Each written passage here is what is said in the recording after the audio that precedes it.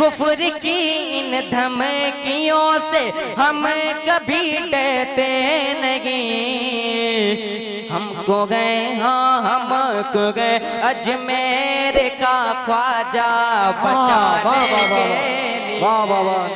والے کل بھی سلامت تھے، آج بھی سلامت ہے، اور انشاءاللہ صبح قیامت تک ہندوستان کی سرزمین پر سجدے کیے جائیں گے انشاءاللہ، اذانیں گونجیں گی انشاءاللہ۔ جو کر سکتے ہیں وہ کر لیں گے۔ ان کو ایسا لگتا ہے ایک ویڈیو وائرل کرنے سے سب خوف زدہ ہو جائیں گے۔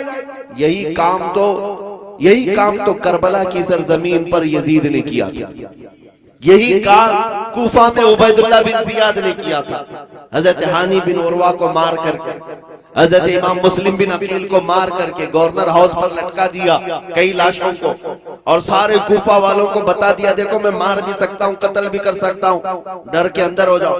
تو کیا مسلم بن عقیل کے قتل کے بعد، ہانی بن عروہ کے قتل کے بعد، امام حسین کی شہادت کے بعد اسلام ٹھنڈا پڑ گیا؟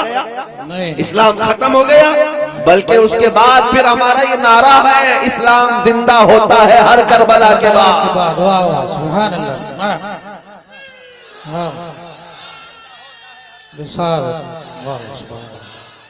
بالکل حق بنتا ہے، بالکل حق بنتا ہے کہ سنبل کے نام کا بھی نعرہ رکھے، اس لیے کہ مومنین کا یہ امبو، یہ جمع غفیر، میں نے بہت تاریخ کے اعتبار سے سنبل کو پڑھا بھی ہے، تاریخی شہر ہے، آج آپ کے درمیان ہوں، اور ہمیشہ سے آپ کی قوت ایمانی کا چرچا پورے ہندوستان میں ہوتا رہتا ہے۔ یہ جذبہ صدا اللہ تعالی ہم سب کا سلامت رکھے، اور آپ کو اللہ تعالی اسی جذبے پر قائم رکھے۔ قرآن عظیم میں اللہ تعالیٰ نے ارشاد فرمایا لوگوں کو یہ چاہیے کہ وہ میرے نبی کے حکم کی مخالفت کرنے سے بچیں۔ فَلْيَحْذَرِ الَّذِينَ يُخَالِفُونَ عَنْ أَمْرِهِ، ان لوگوں کو چاہیے کہ بچ جائیں نبی پاک کے حکم کی مخالفت کرنے سے، ورنہ کیا ہوگا؟ اللہ فرماتا ہے ان تصیبہم فتنہ او یصیبہم عذاب علیم، اگر تم اس رسول کے امر کی، ان کے حکم کی مخالفت لگے رہو گے تو ان قریب فتنے میں مبتلا ہو جاؤ گے یا دردناک عذاب میں گرفتار ہو گے۔ دو باتیں آنی کمپلسری ہیں، اگر ان کا طریقہ چھوڑو گے، اگر ان کے حکم کی مخالفت کرو گے، یا تو فتنوں میں مبتلا ہوگے یا دردناک عذاب میں گرفتار ہوگے۔ اسی لیے آج میں بہت ساری جگہوں پر بڑے بڑے دانشوروں کو یا پھر ایجوکیٹڈ لوگوں کو سیمینار کرتے ہوئے دیکھتا ہوں، مسلمانوں کے پسماندگی کو عروج دینے کے لیے وہ بڑے بڑے سیمینار بھی کرتے ہیں، اس میں ایڈوکیٹس بھی آتے ہیں، اس میں ڈاکٹرز انجینئر سب جمع ہو کر کے سر جوڑ کر کے بیٹھتے ہیں اور معاملات ڈسکس کرتے ہیں۔ کئی جگہوں کی خبریں آئی کہ مسلمان آخر کیوں پسماندہ ہے، مسلمان کیوں آخر ذلت کی طرف جا رہا ہے، کیوں اس طرح ٹھوکروں پر جی رہا ہے۔ اس پر بہت سارے بڑے بڑے دانشور اپنے اپنے فیصلے دیتے ہیں، لیکن برسوں پہلے ہی اقبال نے کہا تھا سبب کچھ اور ہے جسے تو خود سمجھتا، سبب کچھ اور ہے جسے تو خود سمجھتا ہے، زوال بندے مومن کا بے زری سے نہیں، مال نہ ہونے کی وجہ سے ہم بچھڑے ہوئے لوگ نہیں ہیں،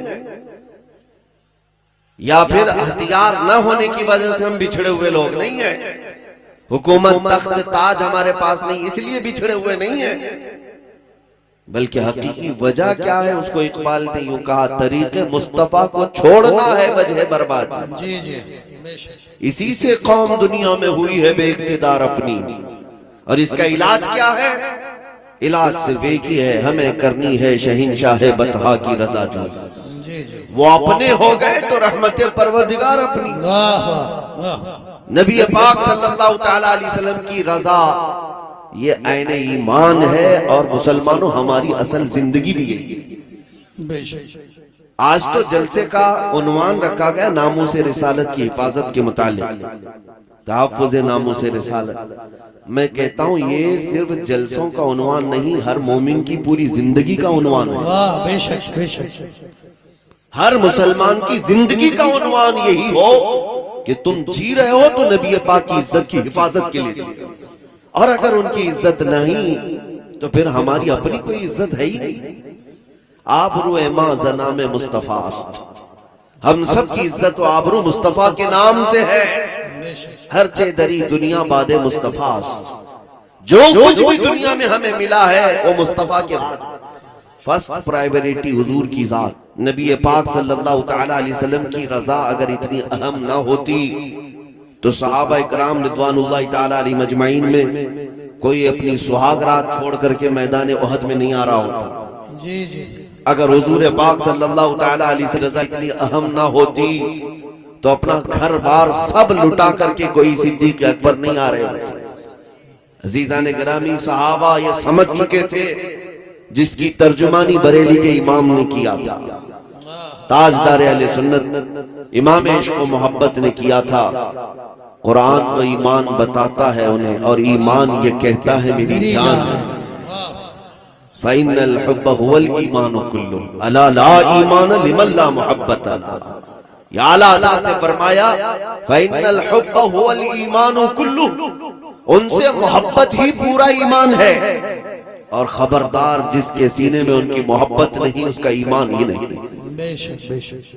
اور اسی کی ترجمانی کرتا ہے اقبال، بمصطفیٰ برساں خیش کے دی ہم آوست، گربعون رسیدی تمام بولہبیس، اپنے آپ کو نبی پاک کے قدموں تک پہنچا دو، یہی دین ہے۔ اور اگر ان تک نہیں پہنچ سکے تو زندگی ابو لہب کی طرح ہے۔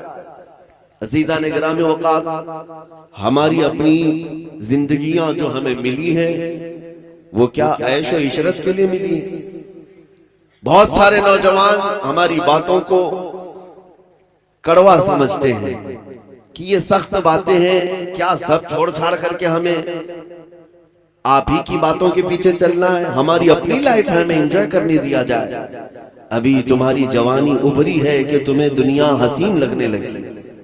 میرے عزیزوں، کس نے کہا کہ تمہاری اپنی لائف ہے اور تم اپنے انجوائے کرو گے؟ یہ کفار و مشرکین کی بولی ہے، یہ ظالموں کی بولی ہے جو یہ کہتے ہیں کہ ہماری لائف ہے، ہمیں آزادی سے جینے دیا جائے، جن کے نزدیک زنا کوئی معنی نہیں رکھتا، جن کے ہاں شراب میں رقص کرنا کوئی معنی نہیں رکھتا، جن کے تاش کے پتوں پر عمارتیں تعمیر ہوں، ان کے لیے یہ عیب کی بات نہیں۔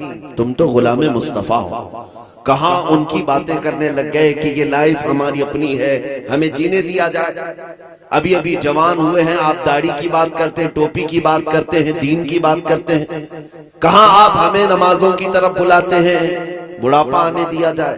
عزیزان گرامی وقار، میں ان نوجوانوں سے کہتا ہوں تم دھوکے میں آ گئے، تم ان کفار و مشرکین کی تقلید کرتے ہوئے یا ان کے پیچھے چلنے کی کوشش کرتے ہوئے اپنے آپ کو بھلا دیا۔ تمہاری اصل کیا تھی؟ زندگی یہ نہیں ہے کسی کے لیے، زندگی ہے نبی کے لیے۔ یہ مرشد گرامی حضور تاج الشریعہ بدر الطریقہ رحمت اللہ تعالی علیہ نے اپنے آخر زمان میں یہ نصیحت کیا تھا، اے لوگوں جو یہ کہتے ہیں کہ ہماری اپنی زندگی ہمیں جینے دیا جائے اپنی مرضی کے مطابق، نہیں، تمہاری اپنی مرضی کے مطابق نہیں، تم جیو تو مصطفیٰ کی مرضی کے مطابق۔